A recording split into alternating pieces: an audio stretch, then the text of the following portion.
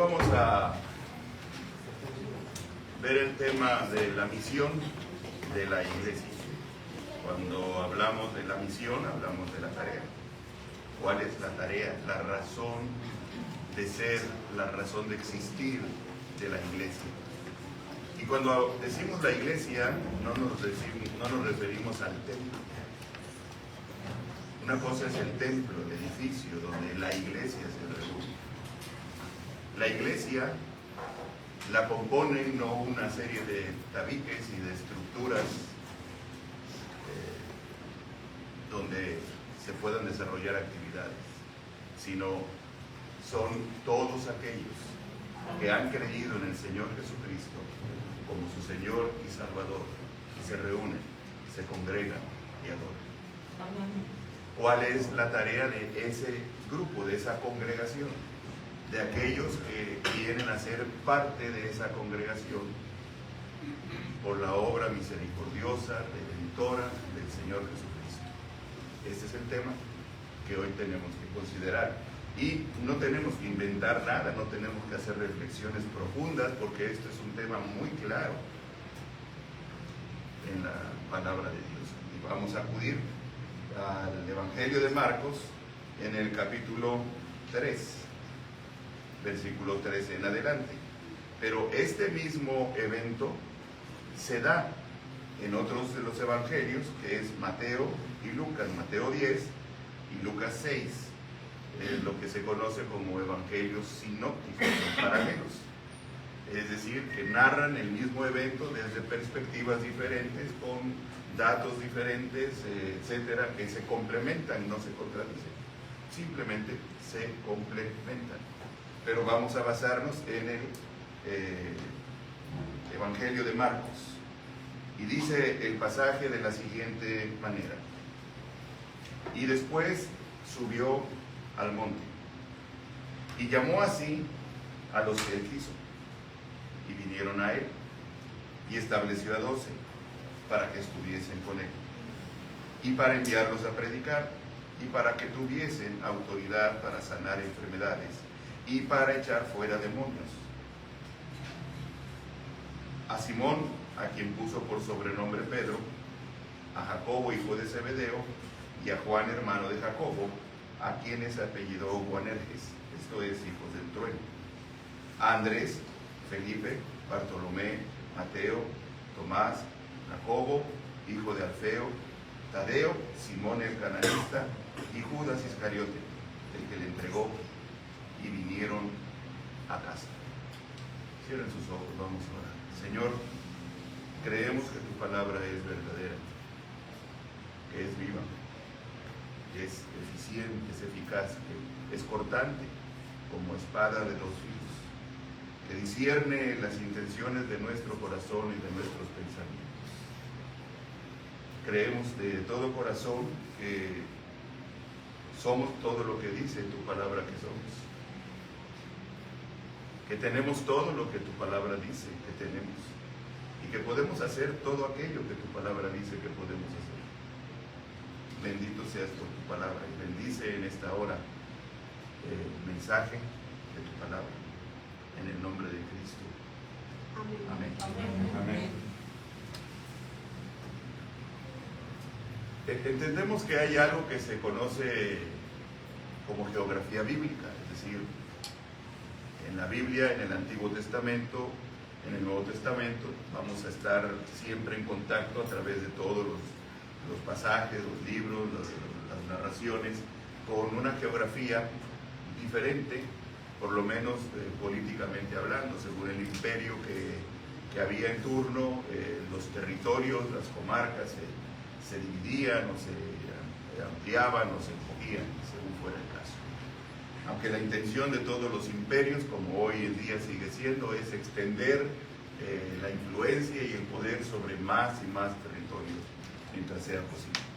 En la geografía bíblica, los valles son escenarios de grandes batallas entre los hombres.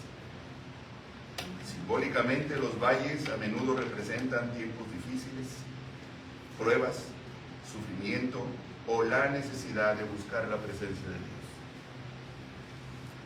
Hay una lista de diferentes narraciones, eventos a lo largo de toda la Biblia, donde vamos a encontrar mensajes, experiencias, relatos de valles en los que sucedieron muchas cosas. Pero casi siempre encontramos que los valles son lugares en donde los dramas humanos se manifiestan. Las luchas, las pruebas, las guerras en los valles. Difícilmente vamos a encontrar en la Biblia alguna guerra, algún combate que se haya dado en las montañas, en las cumbres. Siempre se juntaban los ejércitos en los valles, uno de un lado y otro de otro lado. Israel peleó muchísimas batallas justamente de esta manera, en los valles. Por otro lado, los montes son escenarios en donde Dios desciende y manifiesta su gloria, uniendo el cielo y la tierra. En la Biblia, los montes son lugares en donde Dios viene al encuentro con el hombre. Dios baja, Dios desciende. Y desciende siempre sobre los montes, porque tiene algo que revelar, tiene algo que manifestar, algo que decir. Cuando el pueblo de Israel ya había salido de Egipto y estaba en el desierto, llegan hasta el monte Sinaí, en donde la cumbre del monte, rodeada de una espesa nube, salían truenos, relámpagos. El pueblo tuvo terror, no miedo, terror de lo que estaba sucediendo ahí arriba. Y posteriormente acamparon, teniendo a la vista el monte, pero no debajito del monte.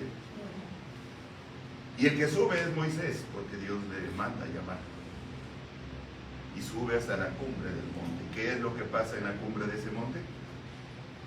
Dios revela su orden, establece su pacto con su pueblo a través de su palabra, los 10 mandamientos. La gloria de Dios se manifestó allí con Moisés. Historias diferentes, pero esto es lo que pasa con los montes. Así tenemos el monte Moriah, en donde Abraham lleva a sacrificar a su hijo Isaac. El monte Sinaí, en donde Dios descendiendo con gloria y poder para hacer pacto con su pueblo. El monte de Sión, en donde se construye morada para que Dios habite en medio de su pueblo, y lugar del templo de Salomón. El templo de Salomón fue construido sobre el monte de Sión. ¿Y saben quién habitaba en el monte de Sión antes? David. Ahí estaba la casa de David. Y en ese lugar se construye el templo. Aunque antes del templo que construyó el hijo de David, Salomón, cuando el arca no estaba allí, el arca hubo un tiempo en que estuvo perdida, David, llegando al trono, dijo: ¿y dónde está el arca? Era parte de la historia sagrada del pueblo. ¿Y dónde está el arca? Quiero que traigan el arca. Y empezaron a investigar, pues está en casa de tal lugar, una familia que guardó el arca por muchos años y contrató los servicios de un levita, un descendiente de Leví, para que cuidara, guardara el arca. Cuando se enteran dónde estaba, ante la orden de David como rey, traen el arca. Hay toda una historia ahí detrás de todo esto. Cuando el arca llega y lo que pasa, la danza de David cuando ve llegar el arca, lo que significaba para él, el pueblo parece que se había olvidado, él no se había olvidado, y esa arca llega y no había templo, el templo no había sido construido, el tabernáculo ya no existía, el de Moisés, el que andaba por el desierto. ¿Qué hizo David? Construye una gran carpa, levanta una gran carpa al lado de su casa, que era su palacio, y mete el arca ahí.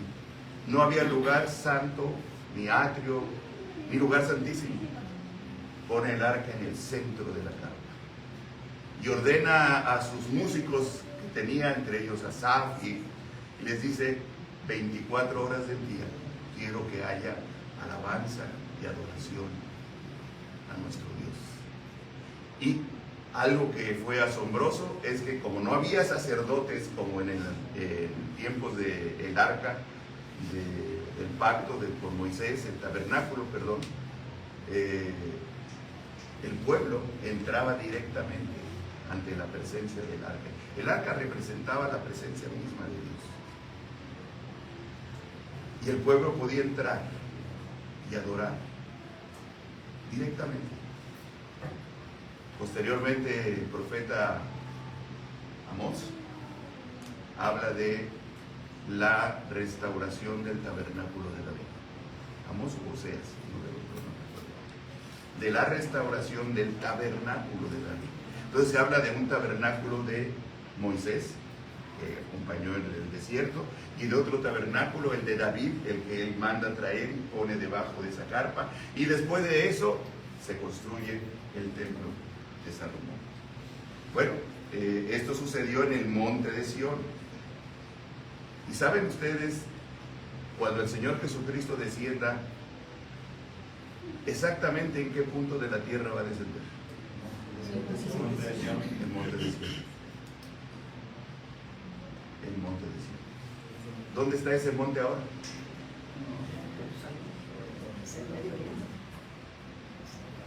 En Jerusalén, donde está la muralla de los lamentos. Donde estuvo el templo de Salomón. El templo de Salomón fue construido sobre el monte de Sión, donde estaba el tabernáculo de Moisés. El muro de los lamentos, que hoy es lo único que queda de aquel fastuoso y majestuoso templo, donde llegan los judíos a orar y hacen sus rezos y besan la pared, etc. Es lo único que queda. Pero después de esto, sobre ese monte, esa colina, hay dos mezquitas musulmanas. ¿Y dónde se va a construir el templo? Porque la palabra de Dios nos habla, hay una profecía, y nos habla de la construcción del templo, de un tercer templo que está ahorita en proceso, sobre ese lugar. ¿Qué va a pasar con las dos mezquitas? No lo sabemos, pero va a haber lío ahí. Pero ahí se va a poner, se va a construir. Todo esto sucede en los montes. Así como el lugar donde Jesucristo descenderá, el monte de Sión, con toda gloria, para poner punto final a la historia humana e iniciar una era de paz bajo el reinado eterno de Jesucristo. Pero también tenemos el monte de la transfiguración, en donde Jesucristo se manifiesta junto a Moisés y Elías frente a sus discípulos. ¿Recuerdan? Moisés representando la ley de Dios, Elías representando el ministerio de los profetas. Predicaban, anunciaban la palabra de Dios. Y en medio de esa visión que tienen los discípulos, los que subieron con el Señor Jesucristo, se escucha una gran voz que dice, refiriéndose a Jesús, que resplandecía como la luz, vestido de un ropaje blanco y brillante, más resplandeciente que la luz del sol. Y la voz que se oye es: este es mi hijo, ahora óiganlo a él. Ya no a la ley, ya no a los profetas, a él. ¿Por qué? Porque el Señor Jesucristo es la revelación única de la voluntad del Padre. Todo esto sucede en un monte, donde Jesucristo se manifestó, el monte de la transfiguración. Y finalmente hablamos del monte Calvario, donde el perfecto plan de Dios se llevaría a cabo para redimir a la humanidad de la muerte eterna por causa del pecado. Justamente fue en un monte en donde Jesús selecciona a sus discípulos. Sube a un monte y sube con algunos de ellos, los establece. El texto bíblico no especifica el nombre exacto del monte, pero se indica que era un lugar elevado donde Jesús subió para elegir o establecer a sus discípulos. Nos damos cuenta entonces el lugar que tienen los valles en la historia de la Biblia, la geografía de la Biblia, y los montes en la geografía. En ese monte, donde sube para establecer a sus discípulos, Jesús describe cuál sería la agenda que esos discípulos suyos habrían de seguir. Él allí en ese lugar les dice, esto es lo que van a hacer. Los llamó, los escogió, los llamó, los establece de manera formal y les dice, esta es mi agenda. No inventen más cosas. Esto es lo que quiero que hagan. Para eso los llamé. Para eso los establecí. Para eso los he traído hasta aquí. Entiendan esto. ¿Y qué es lo que les dijo? Y ese es el análisis del texto. Primero, dice el versículo 13, que llamó a los que Él quiso. Llamó así a los que Él quiso. ¿A quiénes llamó? A los que levantaron su mano y dijeron, yo Señor, yo te quiero servir, yo. No. A los que yo quiero. Es que yo puedo, yo. No. Solo a los que yo quiero. Buena voluntad, buenos deseos, sanas intenciones, sobran. Dios decide. El Señor Jesucristo decide. ¿Cómo decide? Mediante un llamado. Tú. Ven. Así Jesús iba por las playas del mar de Galilea, se encontró con Juan, con los hijos de Zebedeo, y les dijo, ven y sígueme. Se encuentra con Mateo el publicano, cobrando los impuestos para el imperio romano, y le dice, ven y sígueme. Recuerdan que también hubo casos, unos jóvenes que se acercaron a Jesús y le dijeron, Señor, te seguiré a donde sea. Yo voy. Jesús dijo, sí, bien. Nada más, tengo un pendientillo, déjame que arregle este asunto y no. Ahorita. Cuando queremos condicionar al Señor, estableciendo nosotros la agenda para servirle a Él, el Señor dice, no.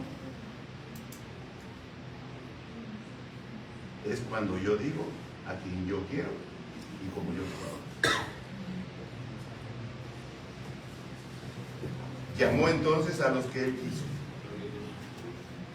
En la vida y ministerio de la iglesia de Cristo no está el que quiere y puede, sino el que es convocado por el mismo Señor de la obra. No es quien tiene talento, no es quien tenga habilidades, recursos, sino a quien Dios escoge y llama, aunque no tenga habilidades.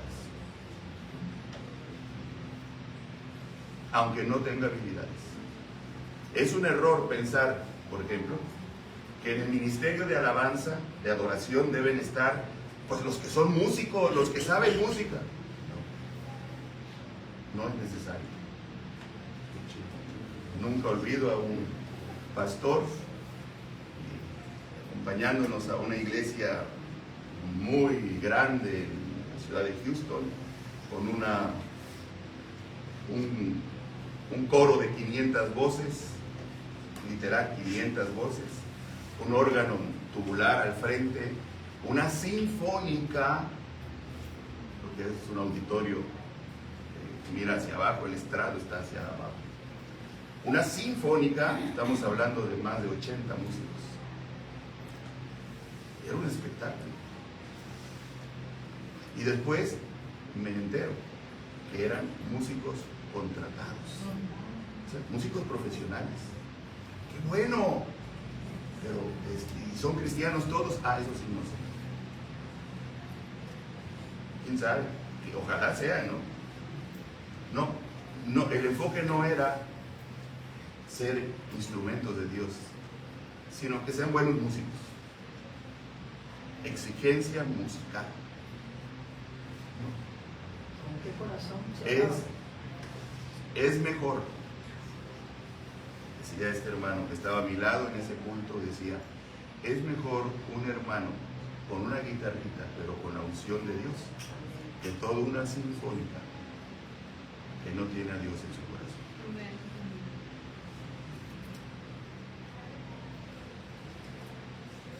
No despreciamos ni a los músicos ni la música, por supuesto.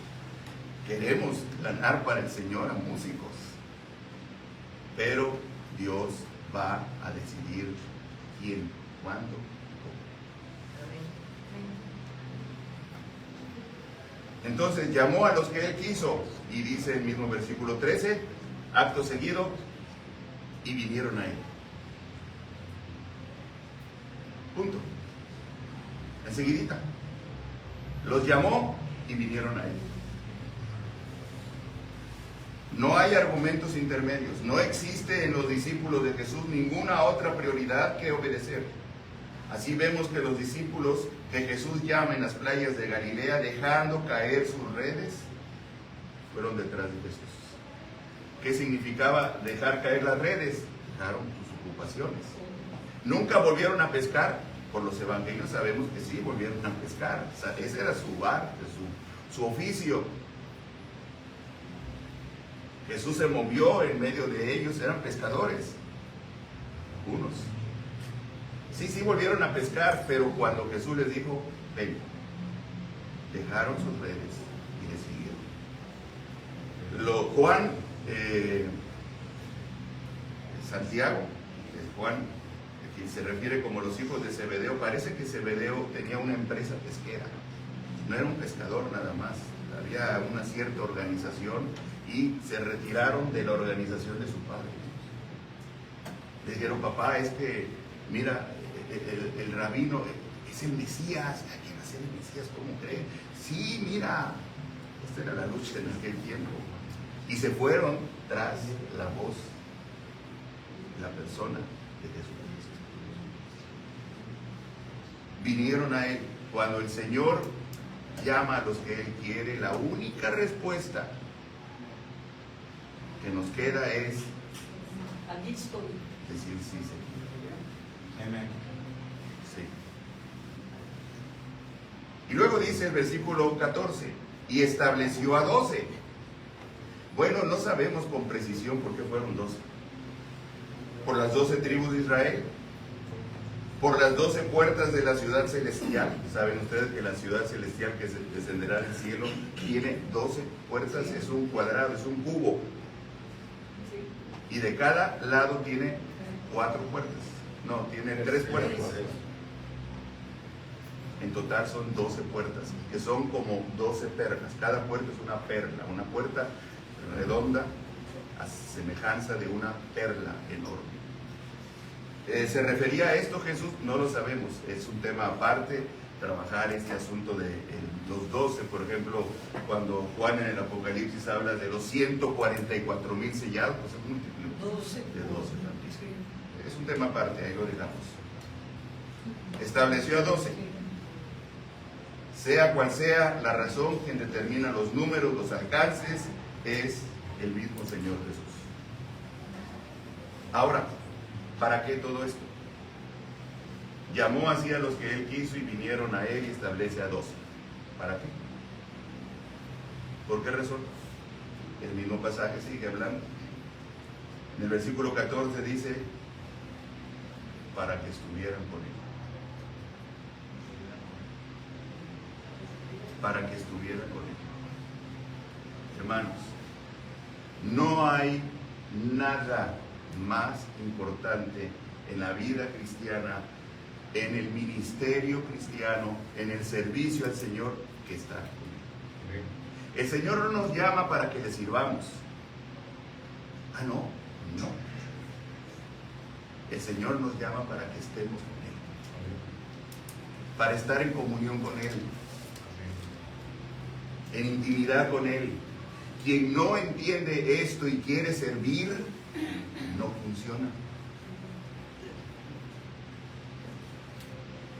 Vamos a chocar, a toparnos con la voluntad de Dios. Yo no te llamé. ¿Quién te dijo que yo quiero que hagas eso? ¿De dónde sacamos que es que debemos servir al Señor? Sí, claro, sí debemos servir. Tenemos ejemplo en la Biblia, en el Nuevo Testamento, que los que llamaba el Señor le servían. Pero a lo largo de la historia del cristianismo ha habido innumerables, no miles, millones de siervos de Dios que han servido a lo largo de la historia o han tratado de servir al Señor. Solo muy pocos son los que han destacado, los que han sido como parteaguas en la historia del cristianismo, y esos pocos son aquellos que fueron conocidos por su testimonio de oración al Señor todos los días. Hay hubo un misionero llamado Judson Taylor. Fue el primer misionero a la China, estamos hablando del siglo XVIII, primer misionero a la China interior. Hubo un tiempo en el cual Inglaterra, Francia, Alemania establecían sus colonias en la China del litoral. No se metían hasta todo el interior de China. Este fue el primer misionero que se metió. Él estudió con un médico, estudió medicina por una sencilla razón, porque desde joven su corazón fue tomado por la cultura china. Desde joven él sintió y dijo: Señor, si tú quieres que yo vaya a China a servirte, yo voy. Y el Señor reforzó esto en su corazón. Entonces él pensó y dijo: ¿qué puedo yo hacer si voy a China? Pues debe haber mucha necesidad de salud sanitaria. Y entonces empezó a estudiar medicina y a trabajar con un médico en Inglaterra, era inglés. Y lo que el médico le pagaba, chelines, la moneda que se utilizaba, todo, absolutamente todo lo ahorraba, esperando el momento en que Dios lo llamara, que Dios lo enviara. Y ahorraba, hizo un gran ahorro, preparándose para irse. Y estaba a punto de terminar su carrera de medicina, le faltaba, no sé, como un semestre o algo semejante. Pero en aquellos tiempos no era de que agarro un vuelo y me voy a China. Era esperar alguna embarcación que fuera a China, y de Inglaterra tenía que descender todo África hasta el Cabo, subir hacia la India y de ahí meterse hacia el interior de la China. ¿Saben? Esto eran 6 u 8 meses. Muchos marinos, muchos misioneros morían en alta mar, o sus hijos morían en alta mar. Muchos murieron así, por obedecer al Señor. Y le dijeron a Judson Taylor: hay un barco, en aquel tiempo eran barcos de vela, quizás había algo de motor en el siglo XVIII, pero eran nuevos. Le dijeron: está listo, y el que sigue, pues hasta el año que viene. No, pues ahorita. Oye, pero tu graduación, ya tengo el suficiente conocimiento y herramientas para servir al Señor. Y se va a China.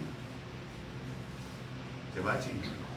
Para entonces había leído todo lo necesario de China, de las costumbres, etcétera, etcétera. Llegando a China, se pela, corta el cabello como chino, se hace la trenza de chino, se viste como chino y comienza a tratar de integrarse. Puedo contarles más acerca de Judson Taylor. Es una vida maravillosa de entrega y de servicio al Señor. Él no vivió para otra cosa que para servir al Señor de esta manera. Pero lo que más distingue la vida del Señor, Judson Taylor, es que dicen sus biógrafos, varios de ellos, que durante toda su vida, todos los años que Judson Taylor ministró en China, nunca hubo un solo día en que el sol saliera sin encontrar a Judson Taylor de rodillas.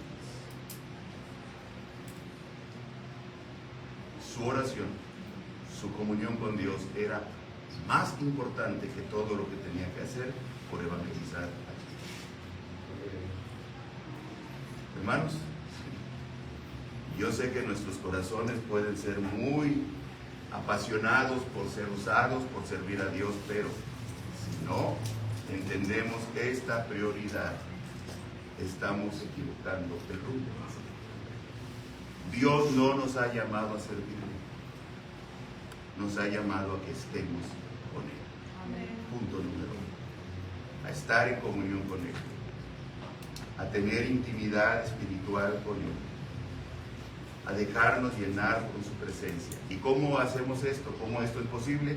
A través de su palabra y la oración. No hay otro. Y la comunión con la iglesia. No hay otro. No hay, como lo hemos dicho otras veces, cristianos como llaneros solitarios. Nadie puede vivir una vida cristiana al margen de la iglesia local. No se puede. La comunión con los hermanos vale como comunión con Dios. Porque no podemos decir que yo tengo comunión con Dios, pero no me caes, no te hablo, no me gustas y voy a tener un choque continuo. No podemos. La comunión con Dios exige la integración, ser uno con Él. ¿Okay? Entonces,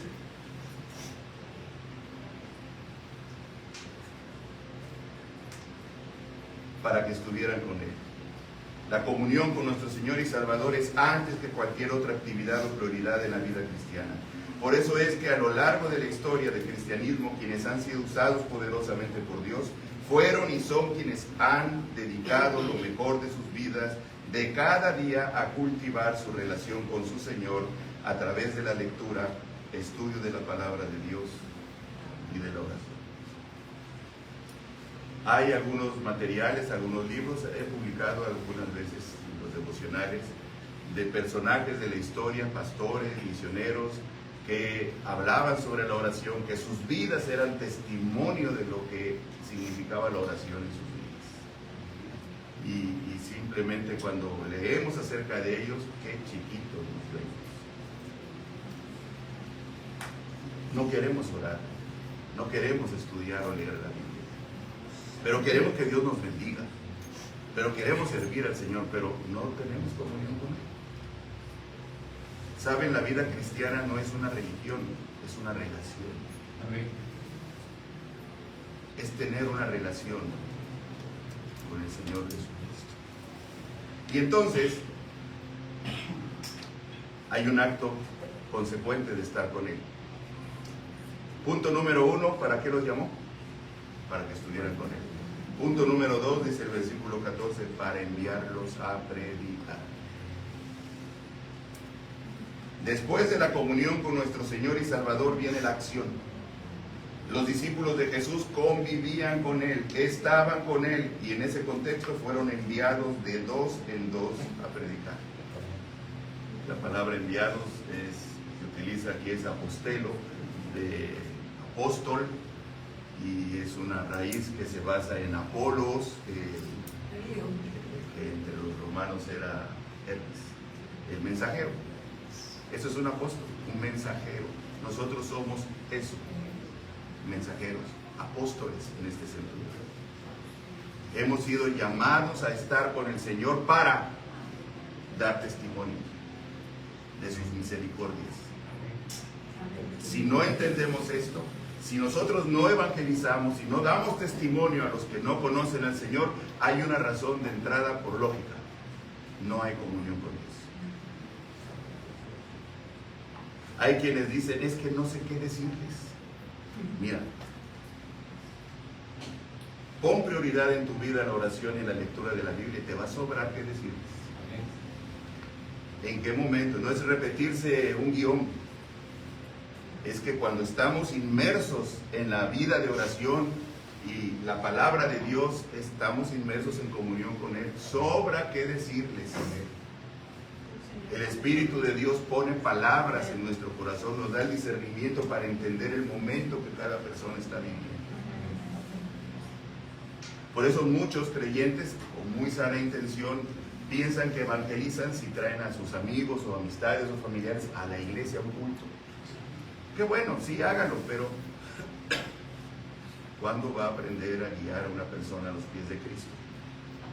Cuando ponga prioridad en su vida de oración personal y de lectura, estar con el Señor. Y entonces el ir y predicar es una acción consecuente. La misión de la iglesia de Jesucristo es ser enviados, es ir, pero en el contexto de una relación de intimidad, de comunión y de unidad con nuestro Señor Jesucristo.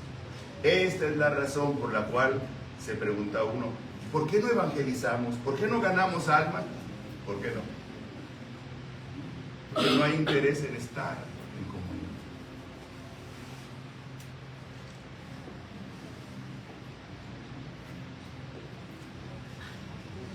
Y dice una tercera razón.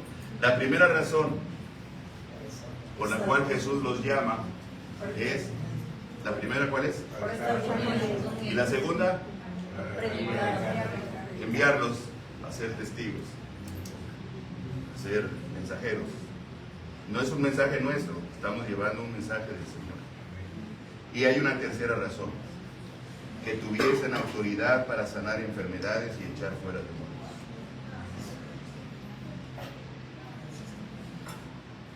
A ver, los veo muy entretenidos. Pongan atención acá, sí, por favor.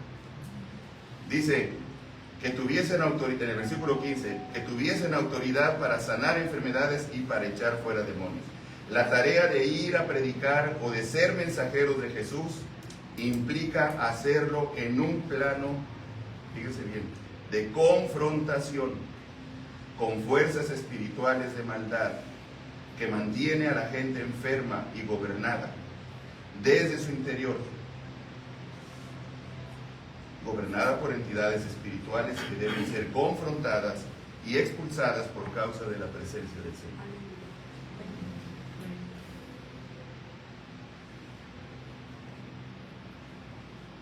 Si estamos con Él, salimos a predicar, pero al salir a predicar, al tener interés en que otras personas conozcan, nos vamos a enfrentar inevitablemente con fuerzas espirituales de maldad. Y vamos a encontrar personas que miren que no entienden, y cómo se les ha explicado y no entienden, y siguen con sus idolatrías, y siguen con sus pecados, y siguen con lo mismo, y con lo mismo, y con lo mismo, y no entienden. ¿Qué pasa allí? Hay realidades espirituales que están controlando la vida de esa persona. Hay ceguera espiritual. ¿Qué podemos hacer? Orar. Señor Jesucristo le dijo en alguna ocasión a sus discípulos cuando enfrentaron a una persona llena de demonios y que no pudieron hacer nada, y les dijo: este género no sale sino que con oración y ayuno. Si de verdad estamos interesados en algunos familiares nuestros que no entienden, en algunos amigos nuestros que no entienden, como que hay otro tipo de lucha ahí que enfrentar. El ser testigos de Jesús, el predicar el Evangelio de Jesucristo, implica ser confrontadores. Y tenemos que enfrentar luchas, entidades espirituales. Y cuando esto sucede, y sobre todo cuando hay manifestaciones, hermanos, no se asusten. Yo no sé qué piensan algunos de... A ver, hermano, o alguien pasa algo, empieza a haber manifestaciones, y hay hermanos que se quedan así, pues, otros cierran los ojos. No, hermanos.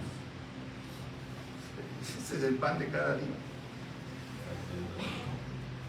Dicho sea de paso, y como un buen consejo, nunca oramos por personas que tienen este tipo de luchas con los ojos cerrados.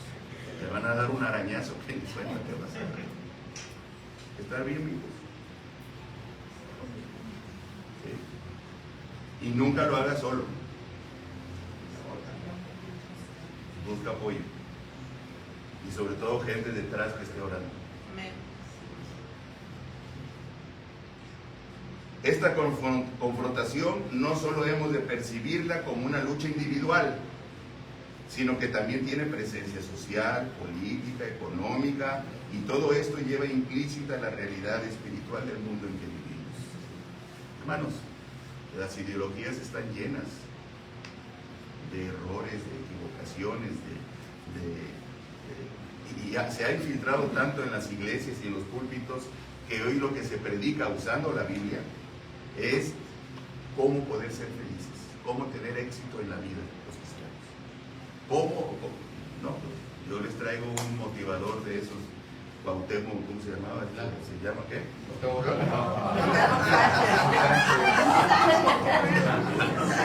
Santo. Cuauhtémoc Sánchez. Y hay otros más. Eso les van a hablar, pero re bien, miren, todos vamos a quedar bien acelerados aquí, inflados como un globo, y nada más llegamos a casa. No se trata de eso. Se trata de una verdadera lucha que determina, exige que estemos en una posición firme, entendida. ¿Saben algo? En realidad los espíritus son como los perros. Los demonios nos tienen miedo si nos ven firmes. Córrele a un perro y te corretea. Muéstrale miedo y te lo huele y te muerde. Demonios hacen esto con muchos cristianos. Los corretean porque no están firmes, porque no entienden. Es que algunos tienen ese ministerio. No, todos tenemos esto que hacer. Todos los cristianos hemos sido llamados a enfrentar ese tipo de realidades, tarde que temprano. Y cuando estés ante la oportunidad, no huyas, no te acobardes.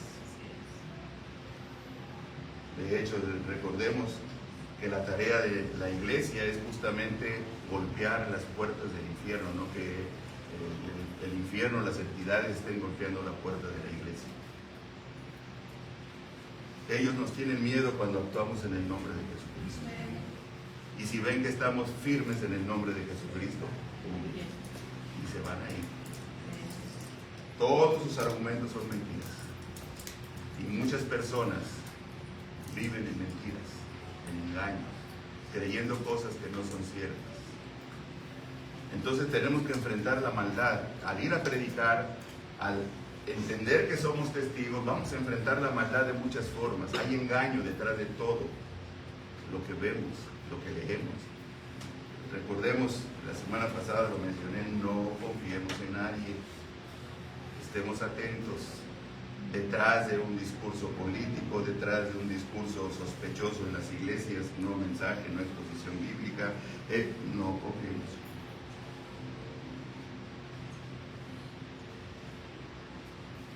Algo habrá. El único en quien confiamos es en el Señor y en su palabra. Pero eso no quiere decir que no estemos alertas ni conscientes de lo que está sucediendo a nuestro alrededor. No idealicemos a ningún político, no idealicemos a ningún artista. No idealicemos a nadie. No me idealicen a mí. Ya lo hemos hablado aquí en otras ocasiones, que yo, un gran siervo, no me idealice, soy un siervo inútil, de lo que tenía que hacer o lo que tengo que hacer, eso hago, y a veces. Ni a Harvard. Ni a Harvard. Sí. A nadie, ni a Harvard. Nadie. O sea que no vamos a creer en nadie, en el Señor, ¿sí? Pero debemos ser conscientes de lo que está pasando, tener criterio, ¿sí, hermano? Sabes que la Biblia también marca de unos personajes que fueron incluso a sacar demonios y al final terminaron desnudos y todos apaleados. ¿Por qué? Porque no había esa entrega, no esa dedicación. No, es que quería a sacar. Pablo y al otro sí lo conocemos, pero a ustedes no los conocemos. Sí. Atrapados. Y el que quería sacar dinero dio un buen negocio en los ministerios de exorcismo. Bueno, y sigue diciendo, aparte de estas tres causas o razones por las cuales el Señor los establece, los nos llama como sus seguidores y discípulos. La primera razón, para estar con Él. La segunda razón, para ir y predicar. Y la tercera razón, enfrentando la maldad, echando fuera demonios, sanando enfermedades. Estas son expresiones de maldad. Pero hay algo más y al final. Dice a Simón, quien puso por sobrenombre Pedro, a Jacobo, hijo de Zebedeo, y luego sigue diciendo,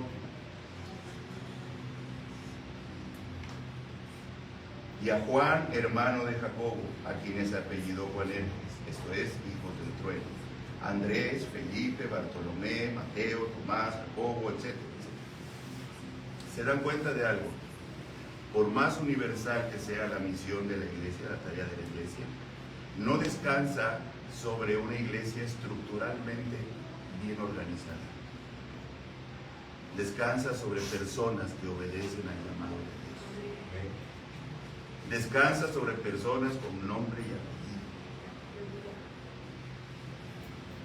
Es que una iglesia está todo bien ordenado. Miren, hermanos, conocemos, mi familia y yo, iglesias en Estados Unidos donde trabaja todo como un relojito. Entonces, quienes conozcan algo saben cómo funciona. Como un relojito. Sobre todo los anglos, ya hispanos, ya Los mormones. todo un relojito. Pero esto no es lo que hace la diferencia. En esto no descansa el poder de la iglesia. Descansa sobre hombres y mujeres que dicen, ¿qué me dice? Hombres y mujeres que se dan cuenta que Dios los está llamando y le dicen sí. Sí. Pero no vas a tener donde reclinar tu cabeza. Sí. No va a ser cómodo, te van a perseguir. Sí. Te van a rechazar. Sí. Te van a dar una puñalada por la espalda. Sí.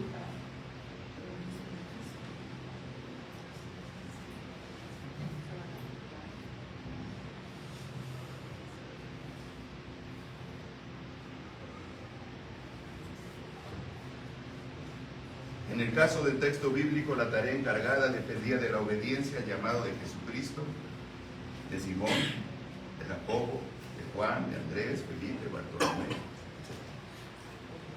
No de la organización determinada. Y en nuestro contexto contemporáneo, la iglesia que somos tiene la misma agenda, el mismo orden, las mismas prioridades. Solo que los llamados a seguir esta agenda somos, por nombre y apellido, quienes hoy estamos aquí reunidos. ¿A qué me refiero? Que Dios está diciéndonos a nosotros, Alejandro, yo te llamo. Gabriel, ahí me sigue. Rosy, Christopher, Luis, Fernando, Camila, Gerardo. Gerardo y yo tenemos la misma edad. Nos entendemos, hablamos de muchas cosas en común. Y hay la idea de que, no, pues ya vamos de salida. No, Dios tiene llamados. Moisés tenía 80 años cuando Dios lo llamó. 80 años cuando Dios lo llamó. Y lo preparó. Y Dios preparó a Moisés durante toda su vida.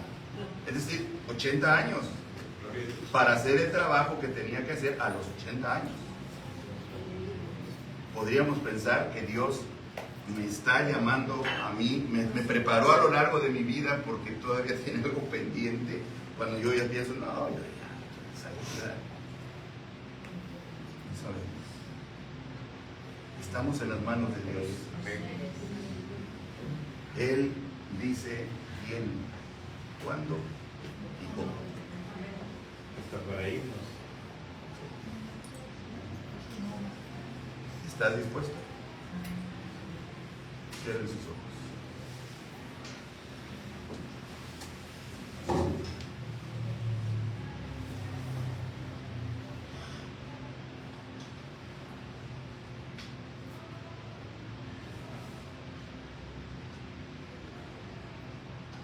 Señor, conoces el corazón de todos los que aquí estamos. Conoces lo que sentimos, lo que pensamos, lo que anhelamos. Queremos decirte que sometemos lo que sentimos, pensamos y anhelamos a tu voluntad.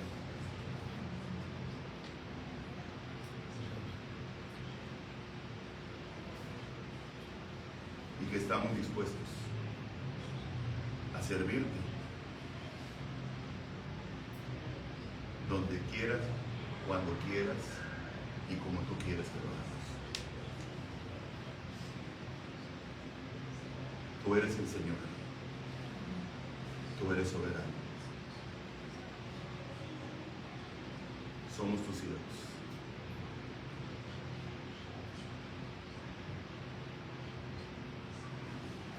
Mantengan tus ojos cerrados. Alguien en esta tarde, habiendo entendido, está dispuesto a decirle al Señor: te entrego mi vida, úsala como quieras,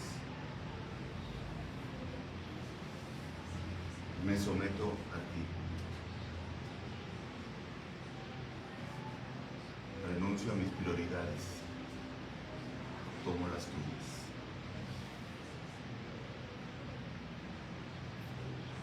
Si tú eres alguien así, te invito a que lo manifiestes poniéndote en pie en tu lugar.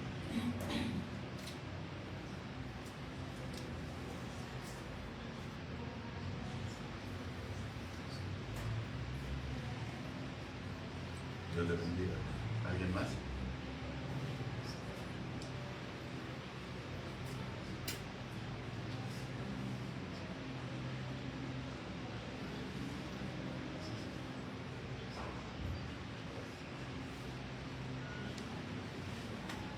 Hay algo que debemos aprender, que si no nos levantamos nunca lo vamos a hacer. Como dice el pastor, permiten que hable. Sí, tenemos la misma edad, tenemos el mismo tiempo, y a lo mejor hemos querido servir. Pero tenemos que servir toda la vida y si tomas decisiones, no importa la edad que tengas, en lo que hayas pasado. Pero solamente dice en su propia palabra, Él nos dio un corazón de valentía, no de cobarde. Y no creo que somos los únicos, a pesar de la edad que tengamos. Si nos quedamos sentados, ¿por qué estamos pensando que todavía algún día vamos a hacerlo? Y no servimos para vivir, ¿de qué servimos estamos aquí? Pues, a lo mejor no nos estamos levantando, porque todos tenemos que ser. Y que nos sirva, hay un propósito en la vida de cada uno de nosotros. No importa la enfermedad, lo que estemos padeciendo, lo que sea. El Señor tiene un propósito en nuestras vidas. Y todos hemos pasado cosas difíciles. Pero todos tenemos que tener la disposición de servir. Y no es para que nos quedemos sentados. No lo estoy diciendo porque estén sentados. Casi sentados lo aceptamos. Pero parado nos da el corazón de valentía de decir: tendré 100 años, pero 100 años. Amén. Tendré un día de vida, pero un día de vida lo voy a hacer. Con todos mis errores y con todas mis fallas. Porque ninguno de nosotros somos perfectos. Y con todo lo que tenemos que soportar en la vida, nuestras penas y nuestras vergüenzas. Porque no estamos aquí más que para servir. Siempre hemos tenido el egoísmo de que todos nos sirvan. Cuando nosotros no somos nada. No hay nada que nos separe el amor de Dios, dice en una palabra de Dios, ni lo alto, ni lo alto, ni lo bajo, ni la enfermedad.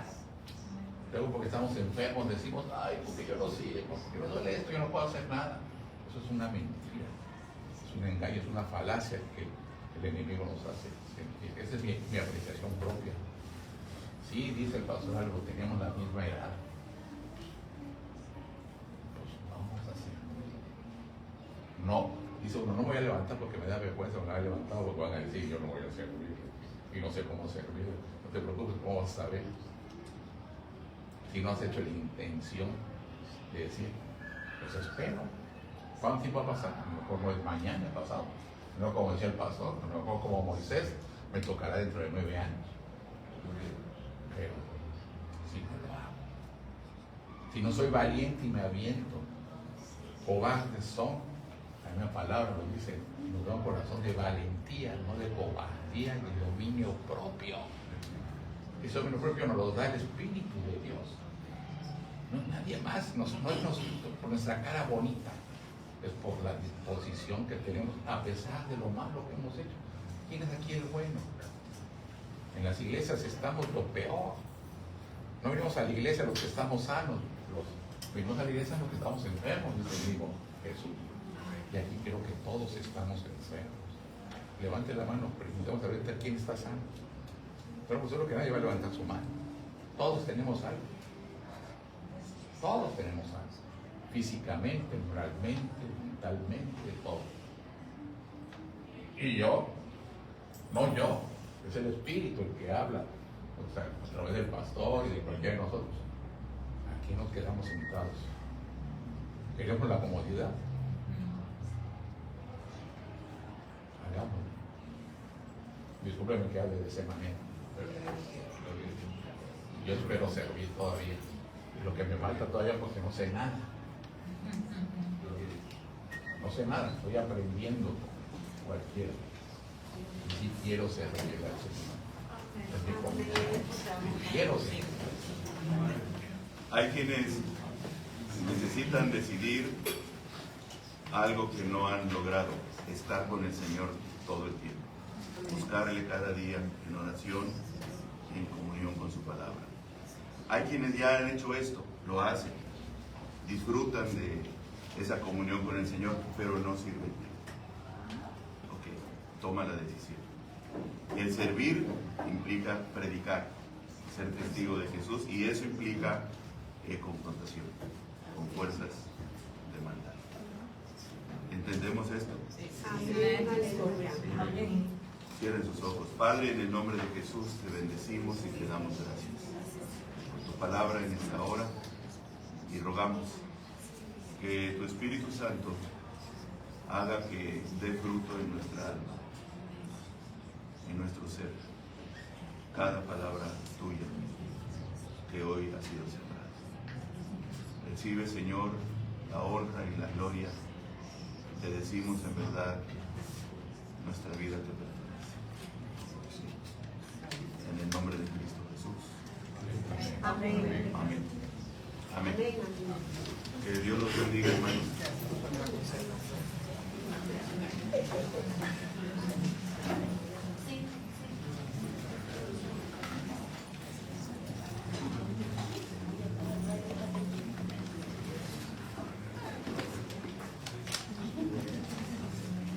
Hoy Ricardo se reportó enfermo. Bueno, desde anoche él habló de la posibilidad, habló con hermano Jorge sobre la posibilidad que si amanecía mejor se vendría. Y hoy me habló a mí temprano, pues, seguía ponchado. Oremos por él, para que Dios lo restaure. Pensé que era algo de problema biliar, pero no es así. Sí es bilioso, pero no.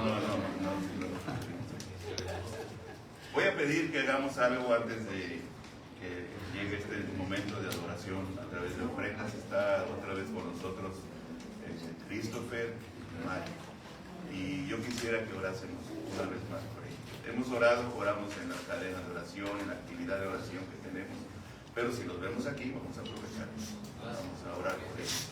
Voy a pedir a unos dos varones que se acerquen con Christopher, dos hermanas con Mari, por favor, y les ministremos, pidamos bendición del Señor, pidamos paz para sus vidas, pidamos fortaleza, que el Señor haga su obra en las vidas de ellos. Amén. Adelante, hermanos, comienzan a orar, por favor, y unámonos todos en el oración. Gracias.